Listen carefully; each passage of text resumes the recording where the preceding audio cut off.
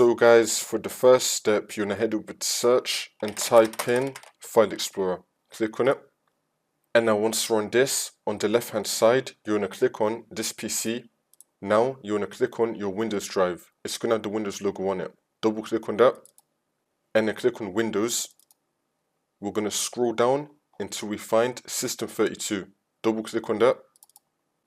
And now we're going to scroll down until we find Group Policy.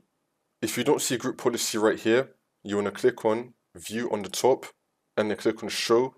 Make sure you have hidden items ticked. You should now be seeing Group Policy. Double click on that. And now you want to double click on Machine. You should now be seeing registry.pol. If you don't see .pol, again, you want to click on View and then click on Show. Make sure that you have file name extensions ticked. You should now be seeing registry.pol.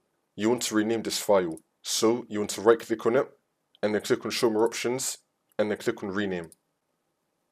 We're going to change the POL to BAK. So now it's going to be registry.bak and then click on Enter.